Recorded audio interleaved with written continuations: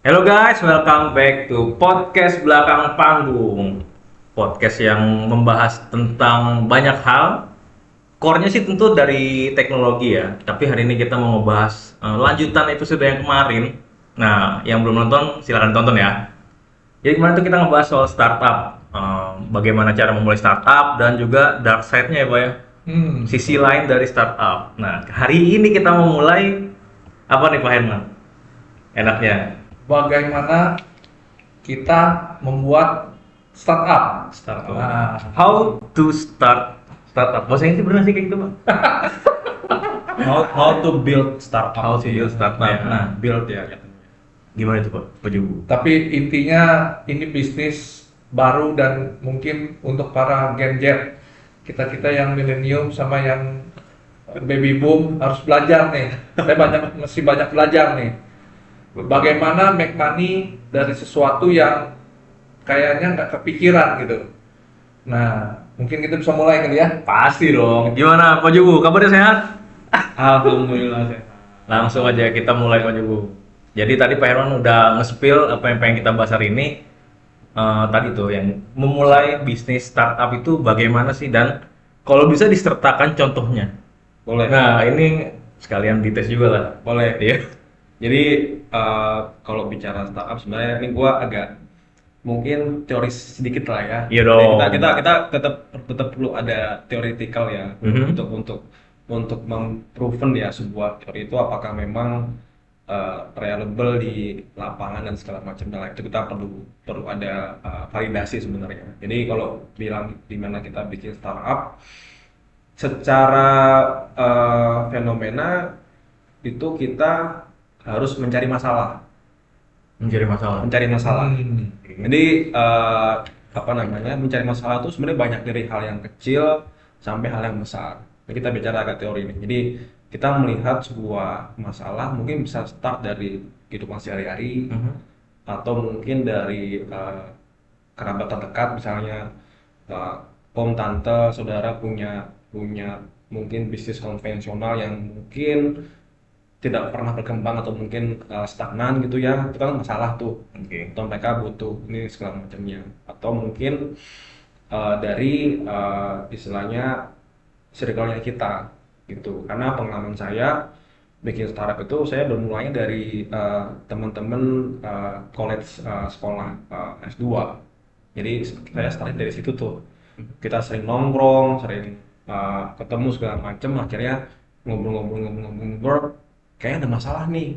Baru kita kayak initiate untuk membuat suatu apa ya solusi lah istilahnya. Oke. Diharapkan ini baru obrolan kosong nih, obrolan kayaknya lucu nih, boleh nih gitu kan.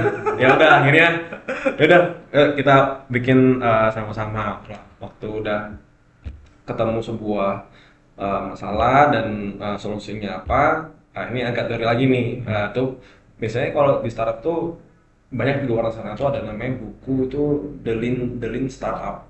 Jadi The Lean ya, The Lean Startup itu intinya buku yang menjelaskan tentang bagaimana cara membuat produk yang bisa diterima oleh market secara efisien dan efektif gitu. Nah, dealing itu adalah proses mungkin kemarin sudah saya coba jelaskan secara gambaran. Detailnya adalah itu the cycle of product build ya. Jadi itu ada tiga. Itu yang pertama ide. Terus habis dari ide kita berangkatnya dari uh, build. Terus kita bikin nih misalnya kita udah ketemu solusinya kita bikin. Misal solusinya A, solusinya B kita bikin. Uangnya dari siapa? Ya uangnya sendiri dong, nggak mungkin Oh. uang kecuali bisa jadi uang orang tua atau keluarga ya.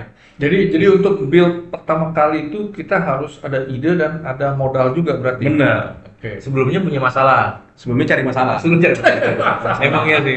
Iya. Masih banyak masalah kok biar pintar ya. Benar, cari masalah. Kan startup menyelesaikan masalah. Iya. Jadi harus kita cari masalahnya dulu dong. Baru Oke. nemuin solusi atau Tapi mungkin bukan masalah juga kali kan. isu kali ya. Isu ya. Benar. Jadi mungkin dari bisnis yang nggak berkembang kita Betul. pengen kembangin atau bisnis yang kecil terus kita berpikiran bisa besar. Benar. Tapi intinya mesti punya modal nih ya. Yes. Hmm. Itu dasar harus punya modal. Nah, Duit nih, duit Duit. apa networking atau Eh, spesifik duit.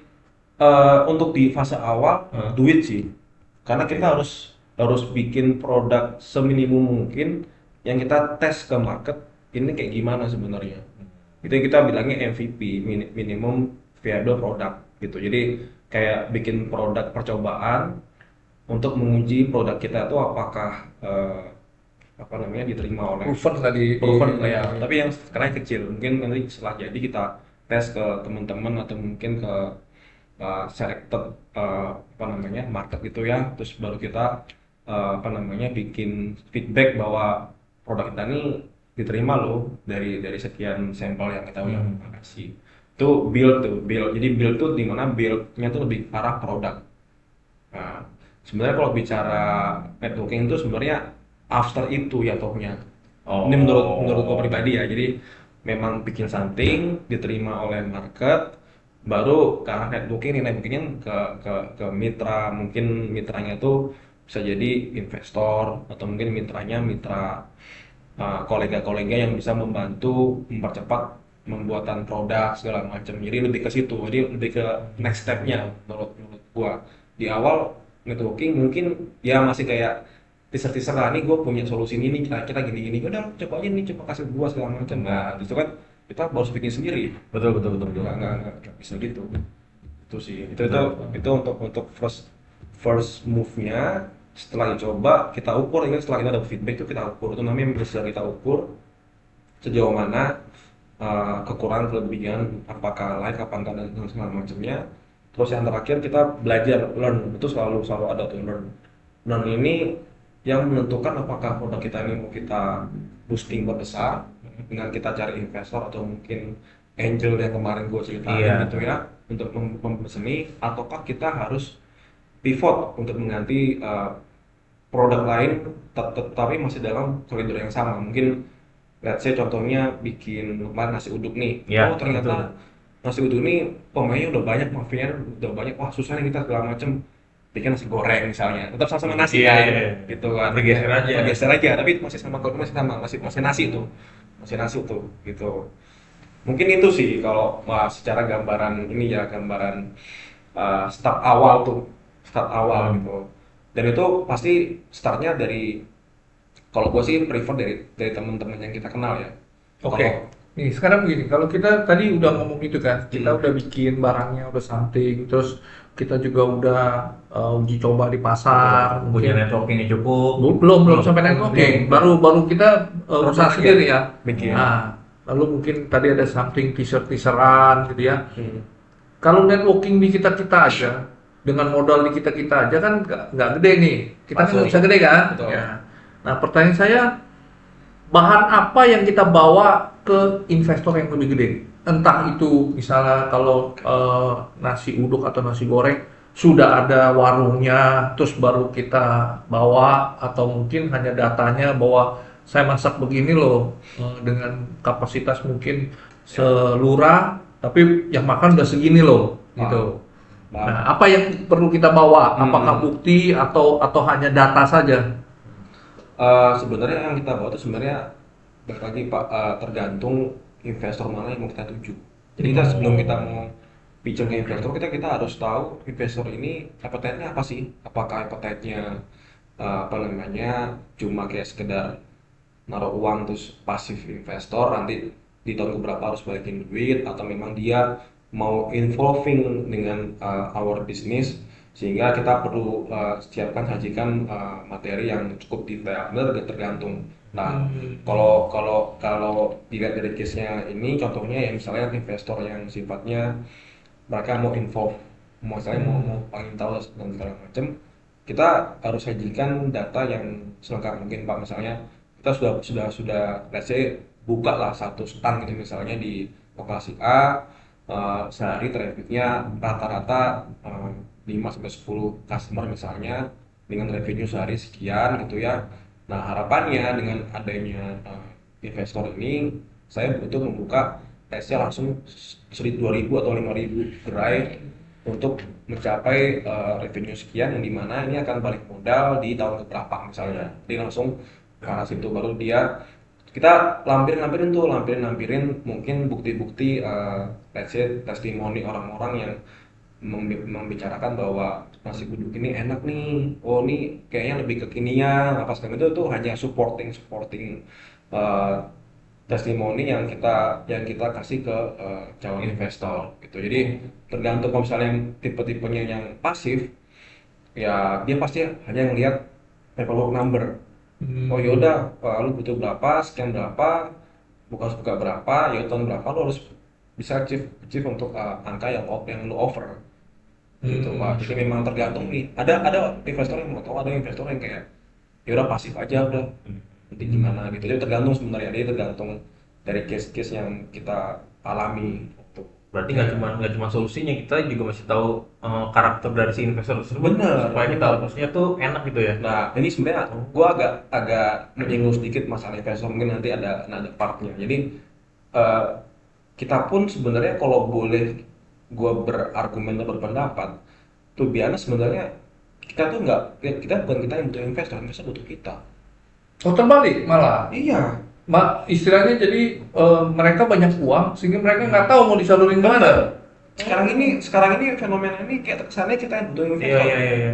Ya kan Iya, kita iya. kayak misalnya kayak minta segala macam. Sebenarnya mereka pun juga punya KPI untuk mengelola dana sebenarnya Pak. Sebenarnya mereka harus cari kita.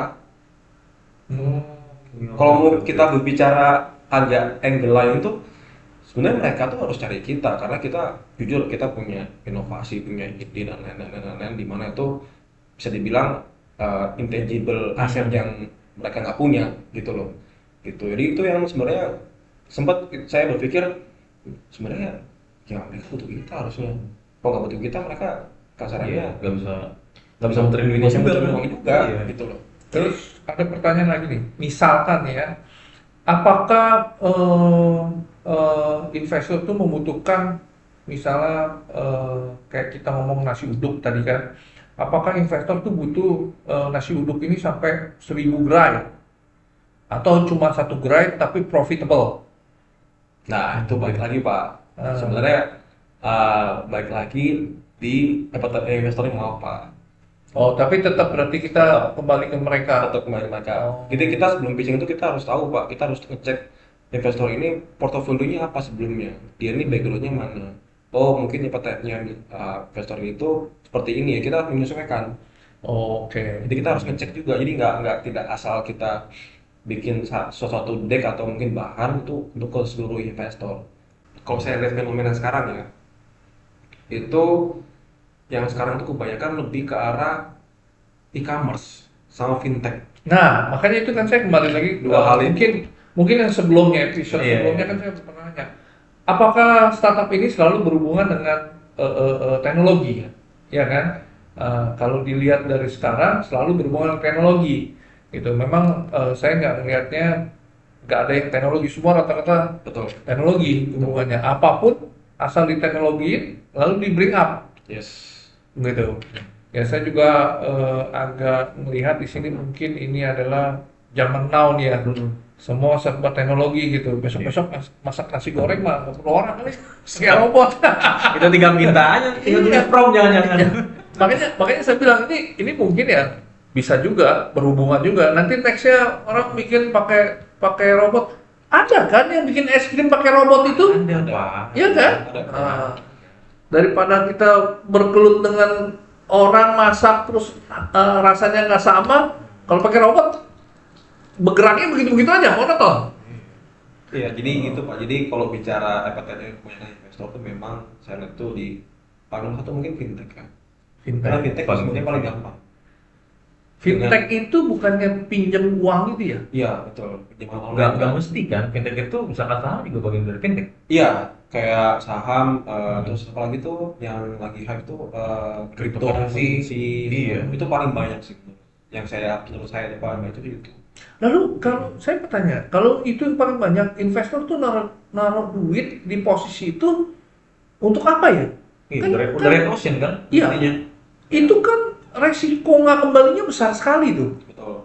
Tapi kalau di sisi startup yang apa tau startup Iya.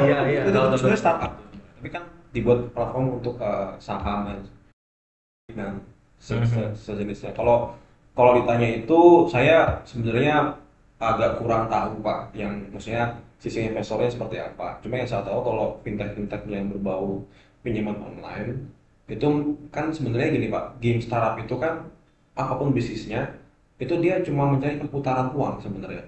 Oh. Apapun bisnisnya, mau mau apa namanya makanan, mau e-commerce, mau apa kan dia cari di putaran uangnya.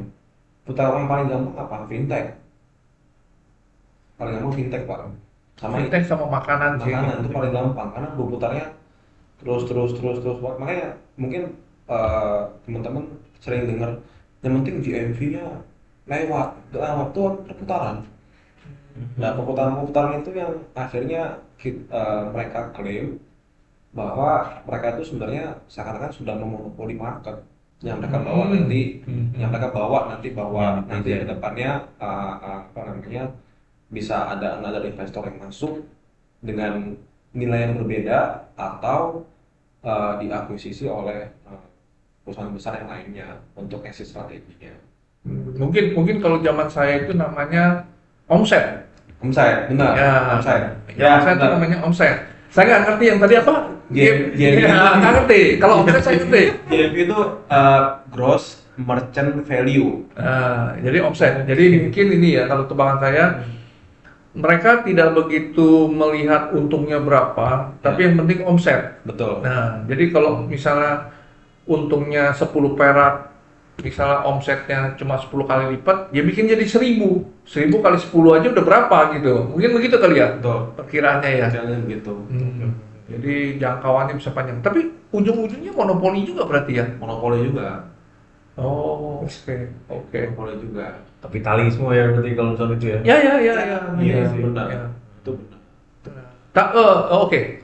Oke, tadi udah kita bikin Ada masalah, ada masalah. terus kita pikirin ide, jadi solusi. Jadi solusi. Terus Solusi kita kita bikin produk, produk, ajak ke investor. ya, Oke. share ke investor, Next pertanyaannya, keuntungan kita sebagai UMKM, Founder. si pemilik founder founder. apa? Keuntungannya Gaji? Eh, Nggak mungkin dong. Kan udah ngeliat segitu banyaknya sebenarnya ujian. gaji itu diperoleh jika sudah ada investor. Oh, founder juga digaji. Gaji. Jadi bukan sharing penghasilan atau apa yang kayak dulu itu. Gaji. Kalau kita kalau saya naruh uang di perusahaan Iya. kan biasanya Ada revenue, revenue. profitnya itu Tapi share. nggak makan gaji loh. Hati-hati.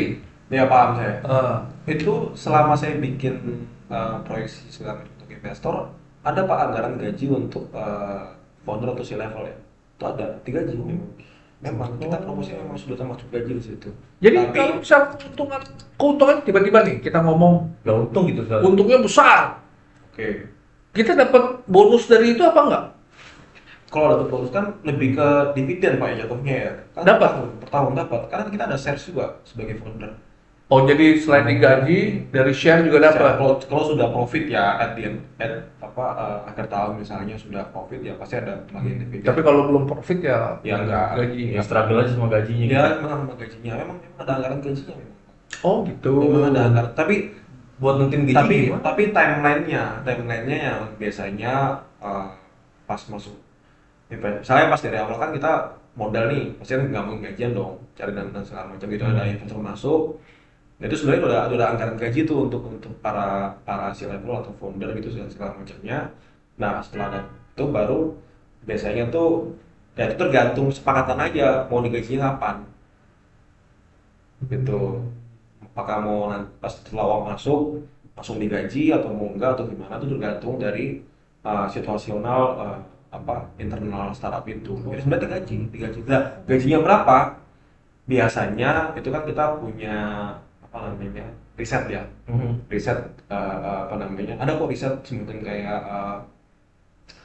berapa range gaji founder startup atau startup di stage-nya masih early, terus di stage-nya masih seeding, series itu ada Ada Oh, grade, ada grade-nya, grade-nya. ada risetnya, ada risetnya Pak, Tuh. ada risetnya. Oh, oke. Berarti walaupun misalnya newbie baru bikin startup, nggak bisa langsung yang high class gitu, nggak bisa berarti ya? Mesti lewat step-stepnya itu gitu. Nah ini analisa saya pribadi ya. Jadi kenapa anak-anak mungkin nggak tahu, mungkin yang sekarang pengen bikin startup segala macam itu mereka carinya itu. Mungkin fresh grade nih, lulus, dia mau bikin usaha, terus mau bikin startup, dapat investor. Fresh grade kan tahu sendiri gaji di luar sana kan sudah kelihatan misalnya. Ya. C UMR atau berapa gitu ya. Mungkin dengan adanya dia startup itu dia nggak dapat UMR. Mungkin bisa 2 kali lipat dari UMR untuk first step. Oh. Mereka ngincar itu. Oh, oke. Analisa saya ya. Ya. Karena jujur kita kan nggak tahu di sini keuntungan dari startup itu apa kan, gitu loh. Kita udah mau bahas berkali-kali. Ya, kalau saya misalnya tadi bikin nasi goreng, terus nasi goreng saya enak, buat apa saya nyari startup gitu kan? Iya. Pada akhirnya saya digaji gitu kan? Benar. Gitu. Saya sih mikirnya gitu. Analisa saya begitu. Mereka nyari benefit lebih ke personalnya begitu. Tapi kalau udah untung tetap dapat share dari usaha itu. Oh, oke. Oh, ini pengetahuan yang cukup baik ya. Maksudnya orang ngejar-ngejar startup tergantung juga segmen bisnisnya dong. Benar.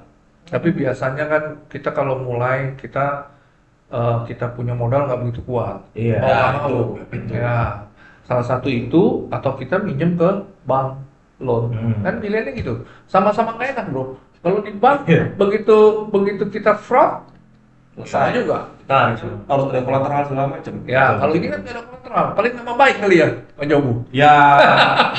langsung di blacklist. Mereka bisa jalan.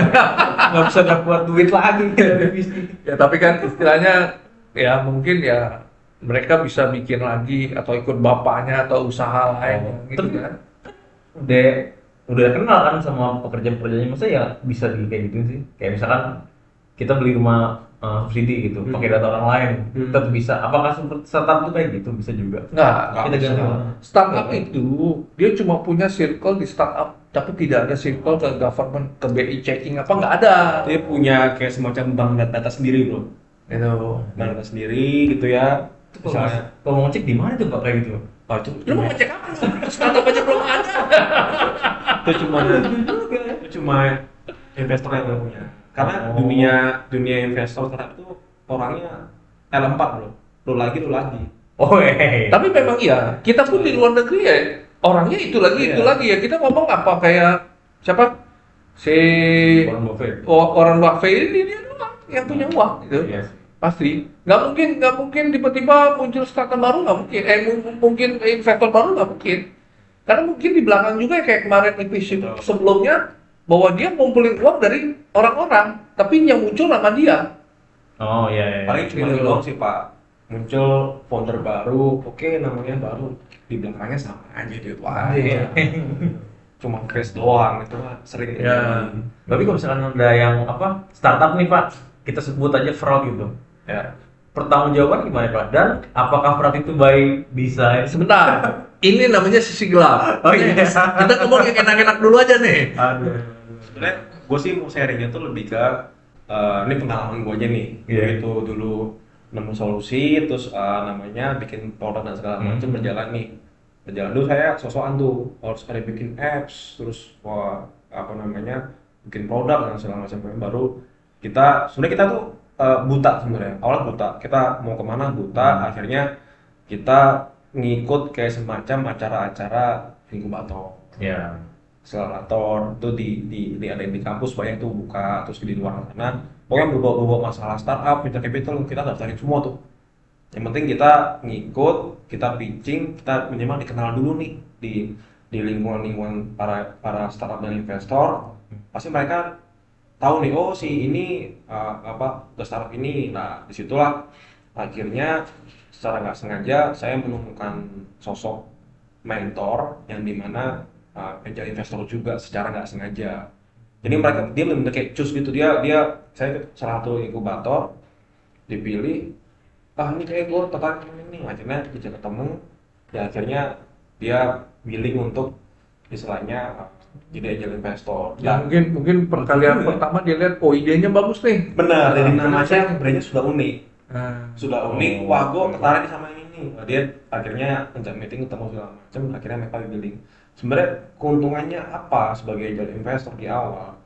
Pasti related ke saham. Berarti Bisa.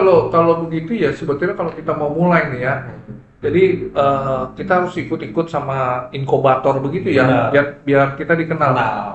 Tapi pada waktu kita ikut inkubator, produk udah ada belum?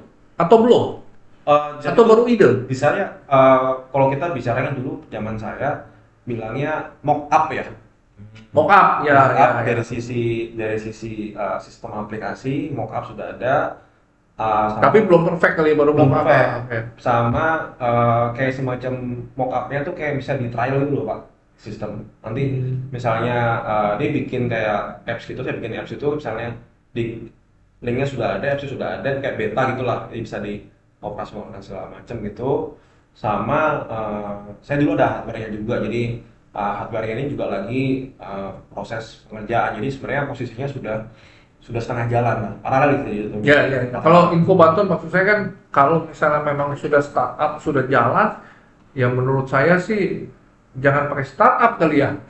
Cari investor aja langsung kan gitu kan. Bisa langsung kita nyari investor tanpa Bisa. Cuma kan kita nggak tahu kemana bro, wadahnya kita nggak tahu. Nah, itu sih kita nggak tahu wadahnya kemana, cari investor siapa, investor kita dulu nggak buta, venture capital tuh siapa nggak tahu kita. Ya.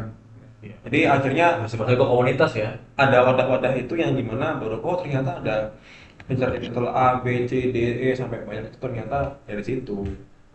Ya, kalau kita mulai dan kita mau cari investor sekarang ya kita nggak dapat.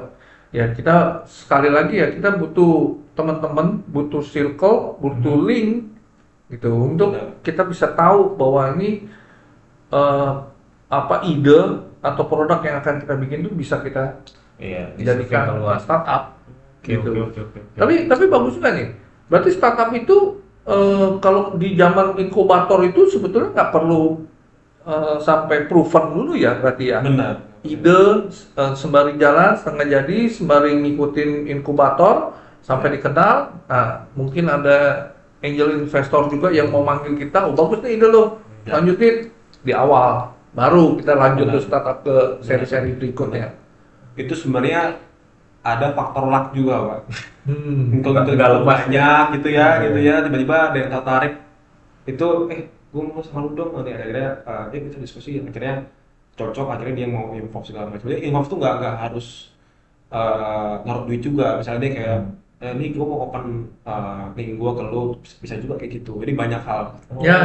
Banyak hal gitu. Saya ingat tuh dulu ini kalau boleh bicara brand house tuh dia dapat venture capital dari BNI. Dari venture. Ya. Tuh jadi lebih bisa apa dia tuh. Kan sebelumnya paling buka di ruko, punya kafe sendiri, sewa. Nah, setelah dapat capital dari investor, dapat modal gitu ya. Ya udah, dia membesarkan usahanya itu. Memang jadi banyak. Dan cepet. Bicara yang kayak venture capital kayak berlabel bank kayak mungkin BNI Venture, Iya. BRI Venture, itu gamenya yang saya tahu dari teman-teman tuh ini apa namanya semacam soft loan jatuhnya. Oh, Karena ini. ada prinsip perbankan di situ, bro. Betul. Nggak mungkin nggak ada. Nah, ini mungkin nih ada sisi gelap dan sisi terang nih bro yang harus dipecah Wah. nih. Makanya kita cari investor ini juga. Kalau kayak BNI Venture, aduh, nanti soalnya ada case teman saya, dia dicipin sama mungkin BNI Venture nggak salah ya, sama satu startup, saya nggak sebut brandnya. Akhirnya ada internal issue gitu ya, terus akhirnya mereka nggak bisa untuk kembaliin Modalnya. modal investor itu. Itu Endingnya gimana sih saya nggak tahu ya, cuma infonya sih ini ya, maksudnya masih ada outstanding di situ gitu sih. Ada sambutan duit lah ya. Ya. Selesai ke software Pak, bukan Ya, investor.